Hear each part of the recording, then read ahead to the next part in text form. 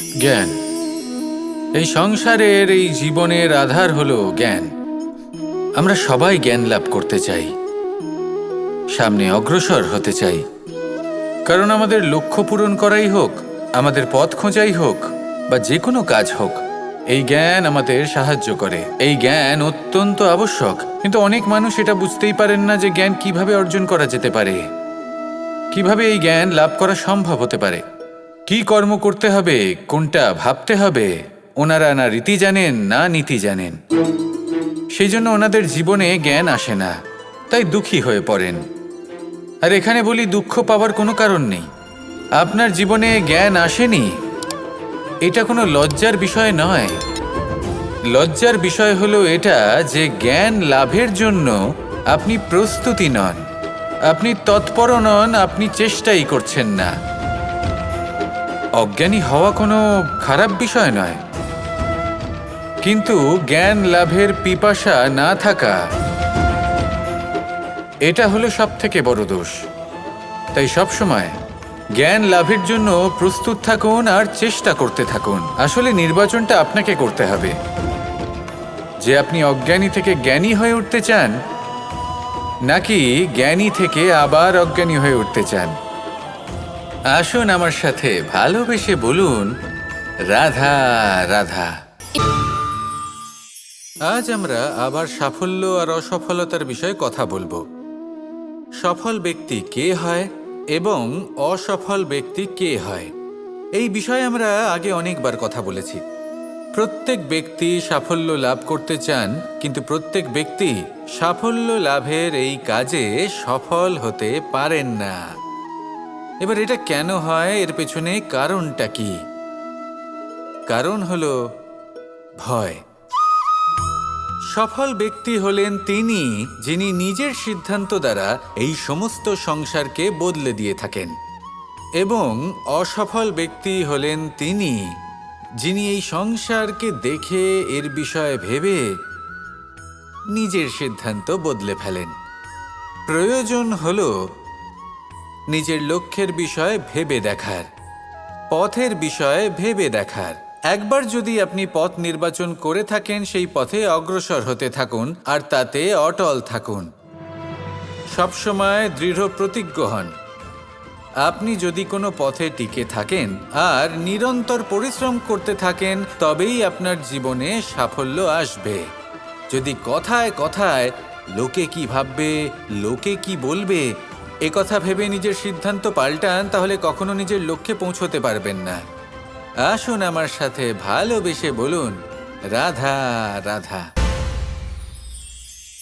কখনো এই প্রকৃতির দিকে তাকিয়ে থাকবেন। এই প্রকৃতি অনেক ধরনের শিক্ষা দেয়। কোনো একটা গাছকে দেখুন, কিভাবে সে মাটি থেকে জল শুষে নেয়। সে ঝড় হোক বা হোক কড়া রোদ, সব সহ্য করে এবং অবশেষে সে ফল ধারণ করে।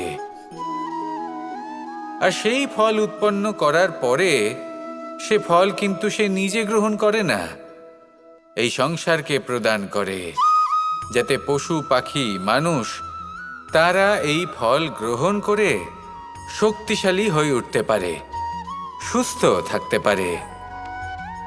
সেভাবেই নদী, সরোবর এরা নিজেরাও কিন্তু নিজেদের জল গ্রহণ করে না, মাটিকে প্রদান করে, পশু পাখিকে প্রদান করে। সূর্য নিজেও নিজের জন্য প্রজ্বলিত হয় না, সে প্রকাশ ছড়িয়ে দিতে চায় আমাদের সবার কাছে, সে আলো পৌঁছে দিতে চায়। এই প্রত্যেকের কর্মে পরমার্থ নিহিত আছে, আর সেই জন্যই এদের সকলকে পুজো করা হয়। তাই মনে রাখবেন, আপনার কাছে জীবন যাপনের অতিরিক্ত যা কিছুই আছে তা পরমার্থের জন্য। তাহলে তার সদ্ব্যবহার করুন আর আমার সাথে ভালোবেসে বলুন, রাধা রাধা। যখন আমরা কোনো বনে প্রবেশ করি, তখন এই সবুজ ঘাস দেখে, এই কোমল ঘাস দেখে আমাদের মন প্রফুল্ল হয়ে ওঠে। ভিন্ন ভিন্ন প্রজাতির ফুল, ভিন্ন ভিন্ন রঙের ফুল দেখে এই মন আনন্দে ভরে ওঠে। এখানে শিশুরা আনন্দ লাভ করে, বড়রা ভোজন গ্রহণ করেন, কথাবার্তা বলেন, হাঁটাহাঁটি করে বেড়ান। এবার ভেবে দেখুন, যখন এই উপবনের নির্মাণ হয়েছিল সেই সময় যদি এই মাটিকে সঠিকভাবে খনন না করা হতো, যদি তাতে সঠিকভাবে বীজ রোপণ না করা হতো, যদি কোনো সংঘর্ষ না হতো, পরিশ্রম না করা হতো, যদি চলতে চলতে পায়ে কাঁটা না বিঁধে যেত, তাহলে এই সুন্দর বন দেখে আমরা কি এই আনন্দ লাভ করতে পারতাম? কখনোই নয়।